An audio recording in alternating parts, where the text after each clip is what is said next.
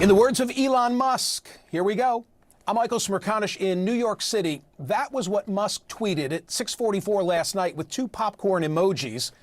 He alerted his 119 million followers to a long thread called The Twitter Files, posted by Substack journalist Matt Taibbi. Taibbi said that it was the first installment in a series, quote, based upon thousands of internal documents obtained by sources at Twitter. Musk promised that more is coming today. Now, depending on your news outlet of choice, this was either a huge bombshell or a nothing burger. On one hand, you've got the New York Post blaring on its front page today, Twitter scandal exposed. And as I speak, it's leading Drudge. Then there's the Rolling Stone, which calls it a snooze fest. Even Fox News went with the much more neutral Elon Musk reveals what led to Twitter suppressing Hunter Biden story. The libertarian outlet Reason wrote, the Twitter files are interesting, but contain few true surprises. A mix of incompetence and partisanship got the site in trouble. Politico predicted the move will ingratiate Musk further with conservatives and plunge the social media platform deeper into political controversy. Axios summarized it this way. Musk's following greeted the Twitter files as evidence that Twitter had operated with bias, but there was no smoking gun evidence of a partisan conspiracy to censor. Here at CNN, the headline is Released Twitter Emails Show How Employees Debated How to Handle 2020 New York Post Hunter Biden Story. Here's some of the Taibbi reportage. Quote, some of the first tools for controlling speech were designed to combat the likes of spam and financial fraudsters. Slowly over time, Twitter staff and executives began to find more and more uses for these tools. Outsiders began petitioning the company to manipulate speech as well. First a little, then more often, and then constantly. By 2020, requests from connected actors to delete tweets were routine. One executive would write to another, more to review from the Biden team, and the reply would come back, handled. Celebrities and unknowns alike could be removed or reviewed at the behest of a political party. Both parties had access to these tools. For instance, in 2020, requests from both the Trump White House and the Biden campaign were received and honored. However, this system wasn't balanced. It was based on contacts, because Twitter was and is overwhelmingly staffed by people of one political orientation. There were more channels, more ways to complain, open to the left. Well, Democrats, then to the right.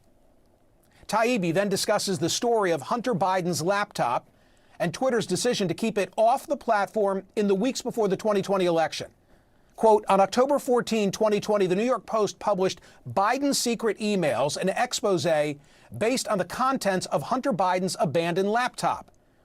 Twitter took extraordinary steps to suppress the story, removing links and posting warnings that it may be, quote, unsafe. They even blocked its transmission via direct message, a tool hitherto reserved for extreme cases, example, child pornography. The decision was made at the highest levels of the company, but without the knowledge of CEO Jack Dorsey. With former head of legal policy and trust Vijay Gadde playing a key role. They just freelanced it, is how one former employee characterized the decision. Hacking was the excuse. But within a few hours, pretty much everyone realized that wasn't going to hold, but no one had the guts to reverse it. Taibbi also shares an email written by California Democratic Congressman Ro Khanna to Twitter's Gadde, voicing his concerns about the suppressing of the story. And it reads in part, this seems like a violation of the First Amendment principles. If there's a hack of classified information or other information that could expose a serious war crime, and the New York Times was to publish it, I think the New York Times would have that right. A journalist should not be held accountable for the illegal actions of the source unless they actively aided the hack. So to restrict that material, especially regarding a presidential candidate, seems not in keeping of the principles of New York Times versus Sullivan. I say this as a total Biden partisan and convinced he did nothing wrong. But the story now has become more about censorship than relatively innocuous emails, and it's becoming a bigger deal than it would have been. We reached out to Congressman Khanna, invited him on the program today. He provided us with this statement. I believe our Constitution and First Amendment are sacred, As the congressman who represents Silicon Valley, I felt Twitter's actions were a violation of First Amendment principles, so I raised those concerns. Our democracy can only thrive if we are open to a marketplace of ideas and engaging with people with whom we disagree. I want to know what you think this hour. Go to smirconish.com and answer this week's poll question. Should Hunter Biden's laptop have been more extensively covered in the final days of the 2020 campaign? Joining me now to discuss, someone who wrote on this very issue back in August in the Wall Street Journal, a piece titled "Twitter Becomes a Tool of Government Censorship." Co-authors Vivek Ramaswamy and Jed Rubenfeld wrote about Alex Berenson, who was kicked off the site at the White House's urging, calling it a violation of the First Amendment. I mean, in a way, you know, it wasn't the blockbuster that some people, I think, hoped they might find, but that's only because we've kind of already known and suspected what was going on. What we're seeing is the sort of censorship machine working, and we're seeing that, you know, that a political campaign had a direct channel to Twitter to get them to suppress information that they didn't want folks to see right before a presidential election. And everybody who's concerned about free speech and democracy in America should be very, very worried about that. I think what Representative Khanna said was exactly right. This is a threat to free speech principles. You know, even if it wasn't a direct constitutional violation, the Biden team was not yet in power at that time. But of course, one of the really important things about this is the Biden team learned from this experience, and when they were in power, they kept doing the very same thing. They had their back channel to Twitter. They would communicate with Twitter about specific individuals like Mr. Berenson, the reporter, and about particular viewpoints and facts and information they did not want people to see online. And they were doing this with both Twitter and Facebook. This is, really the most profound and systematic free speech violation of our time. Constitution does not allow governmental actors to encourage, promote, or induce private parties to do what the government can't do itself. That's just a straight up constitutional violation.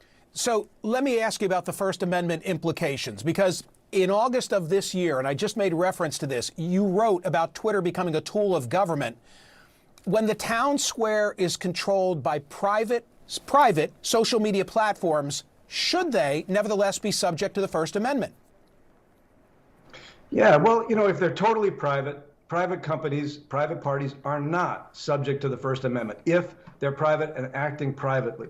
But here's what, the constitutional law goes on to provide, that governmental actors can't secretly work with those private parties, cajoling them, working with them jointly in concert to do censorship.